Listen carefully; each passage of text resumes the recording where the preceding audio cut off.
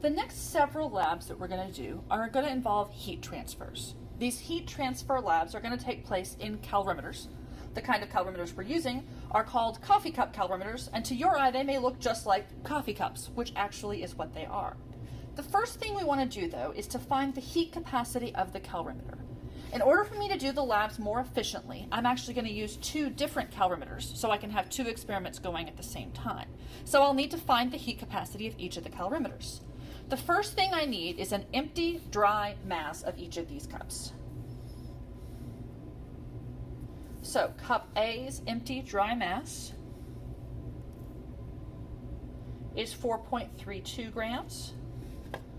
Cup B's empty, dry mass is 3.28 grams. So you can see that's a fairly significant difference in the masses of the two cups, which is why it's a good idea for us to go ahead and find the heat capacity of each cup as opposed to using an average value for the styrofoam cups. In order to find the heat capacity of the calorimeters, we're going to add hot water to cold water. What we'll find is that the temperature change is not exactly the same as it would have been if the only thing in the system were the hot water and the cold water.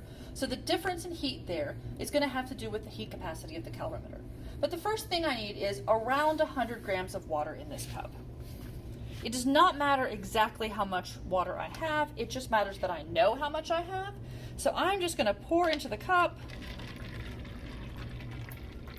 until it's about 100. And it looks like I'm going to start with 116.97 in cup A, which is just fine. Now I'm going to re-zero the balance with cup B on top. And again, I need about 100 grams.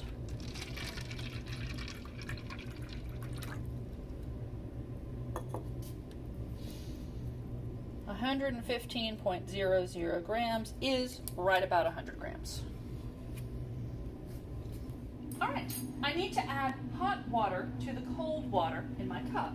I need to add around 100 grams, so I'm going to pour over 100 grams, in part because some of this water will evaporate, and in part because it doesn't matter exactly how much I have as long as I can get the final mass later. So I'm going to move my burner out of the way. Because I just had it lit a minute ago and no one else is working in the lab today, I'm not going to reclose everything. I'm going to trust that the settings are still about what they need to be for the flame that I want. If everybody were working in the lab though, or if I were working on another day, I would start by closing everything off again like I did before. So I'm turning on the gas and I'm lighting my flame. And this time my flame started out just the way I wanted it to, because I didn't change my burner settings. And that can save you some time. I'm going to slide this underneath. Now, there's no reason to go slowly with this. There's nothing bad that will happen. So I'm going to go ahead and increase that flame. You can already see the wire gauze glowing at the bottom, which is kind of fun. Now, the data that I'm going to have to collect is the change in temperature when I add this hot water to my cool water. So I need to know what temperature my cool water is at now. So my thermometer goes into cup A. It's going to be a little bit hard to see. Now, it is a common mistake for students to lift the thermometer up in an effort to read it more carefully, but that's not going to give you the temperature of the water. So we're just going to have to be sort of careful here. We are going to read between the lines. That looks like, honestly, that looks like 22.0 for me. So I'm going to write that temperature down as 22.0 degrees.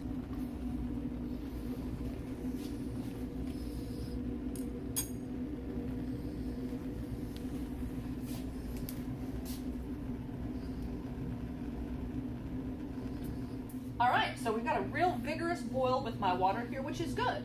I'm not going to measure the temperature of this water. I'm going to assume it's at 100 degrees Celsius because it's boiling.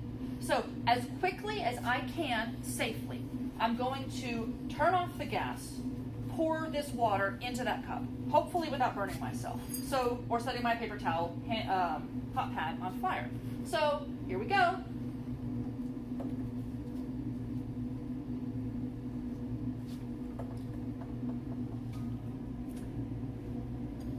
And now we need to measure the temperature that the water in this cup will rise to.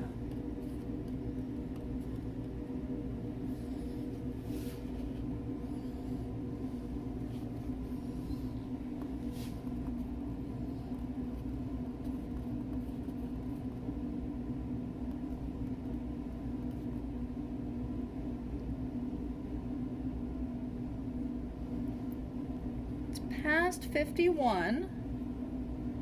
I'm not sure if it'll make it up to 52.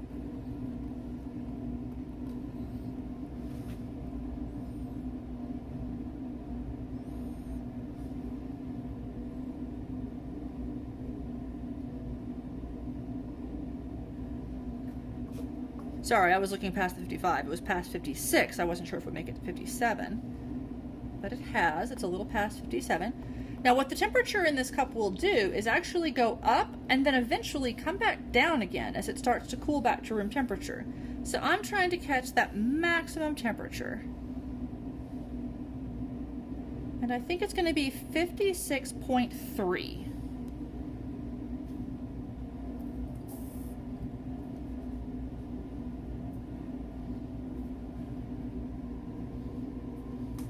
Now the last thing I need to know is how much water I added. To figure out how much water I added, we're first going to try the top loading balance, but depending on how much it is, we may end up having to use a triple beam balance instead. So the total mass here of the cup plus the hot water plus the cold water is 220.54 grams. So by subtracting, we can figure out what mass of water we must have added. To find the heat capacity of the second cup, of cup B, we're going to need its initial temperature of the water. You can see behind me, maybe, that the water is already boiling. That's okay. I'll have a very accurate initial temperature of the water. This initial temperature is 22.1. So that's just 0.1 degree warmer than the temperature was earlier. All right, and now we're going to add our boiling water, hopefully smarter this time.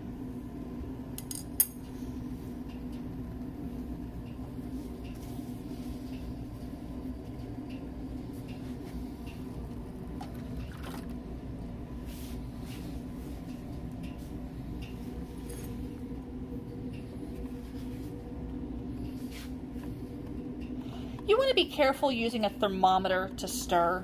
Sometimes when whatever you stir with, if you hit it against the edge of like a beaker or something, you could break it. And a thermometer is obviously a lot more sort of expensive and valuable than a glass stirring rod. But in this case, we're stirring water in a styrofoam cup, so I'm willing to take the slight risk that is stirring with my thermometer. All right, my temperature is at 56 and a little. So it's a similar temperature to the last one, which doesn't surprise us. We added about the same amount of water at about the same temperature to about the same amount of water at about the same temperature. It is going a little bit higher. It's almost to 57. There's probably more water that we added, the hot water. We won't know that for sure until we get our final mass, though. That still looks like 57.8 to me, or 56.8.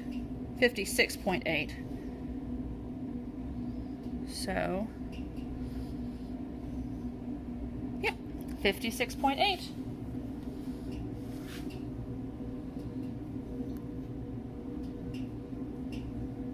And now let's go get the final mass. The final mass of our cup and both kinds of water is 217.09 grams. Now we have all of the information we need to find the heat capacity of each of the cups. To find the heat of fusion of ice, we want to start by knowing how much water we have in our cup, and we want to start with around 200 grams. But I'm not going to go quite to 200 grams because I want to be sure I can still use this balance at the end. Well, that's a lie. I'm going to go over, but not by very much. All right, so the mass of my water to begin with is 205.92 grams. All right, now we're going to head back and add some. We need to find the initial temperature of our water.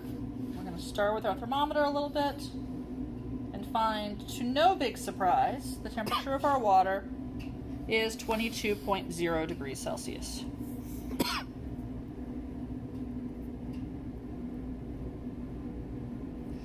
Now we're going to add some ice.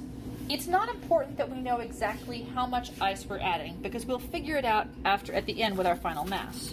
What is important is that the ice be dry. So I'm actually going to blot this ice off a little bit with paper towels and then attempt to dump in just dry ice. Not dry ice, but dry ice that is dry. And now I'm going to stir until all the ice has melted, which won't take long.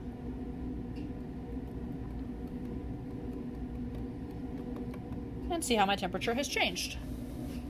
It's dropped, as we would certainly expect it to do.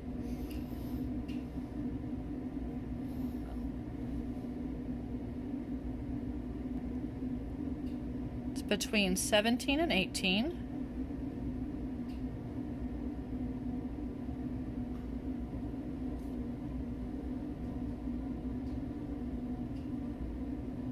I would say that is stopping at 16.9.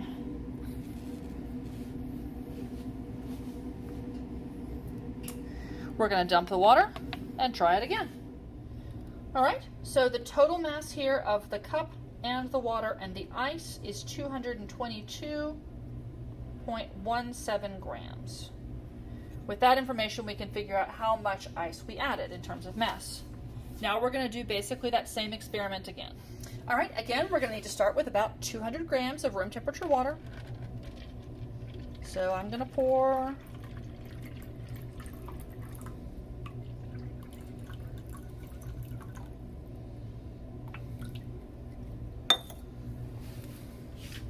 and now the mass of that water is 200.89 grams. All right, we need an initial temperature for our water. It's above 21, heading to 22.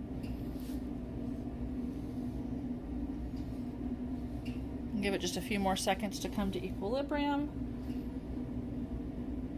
Find that is about 21.8 degrees, so a tiny bit cooler than it was before. Probably because the cup itself was a little bit cooler when we added the water. So now we're going to add some ice, blot it to be sure that it's dry, and dump it in.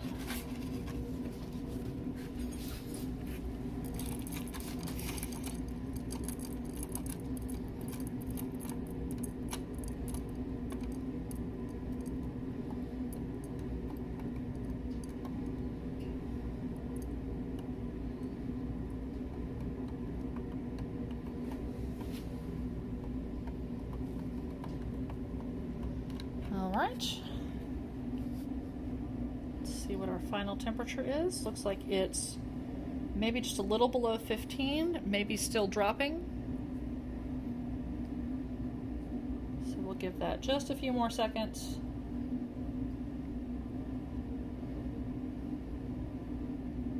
Yeah, still dropping a little. 14.7 degrees.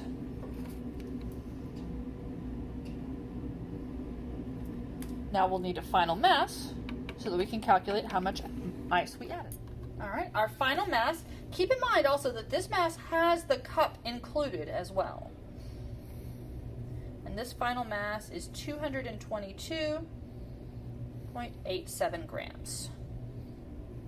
All right. All right, so the lab that we did today was kind of just the melting of ice. You're going to have to do a lot of calculations on this lab, and then some of the calculations that we do for this lab will also help you out with the next lab. The first thing you'll do is find the heat capacities of each of the two different calorimeters, calorimeter A and calorimeter B. We're going to keep using calorimeter A for the rest of the experiments today that we did today and the ones that we'll do in the next lab, but go ahead and find the heat capacities for both of those calorimeters. Once you've found the heat capacity of the calorimeter, then you can find the heat of fusion for the ice. The lab manual does a pretty good job of walking you through these calculations, which I think will help matters. But if you have any trouble, be sure and get in touch with me via email. The next lab report that you'll write is going to relate some of the results of this experiment and some of the results of the next experiment. So keep that in mind as you're going through the lab.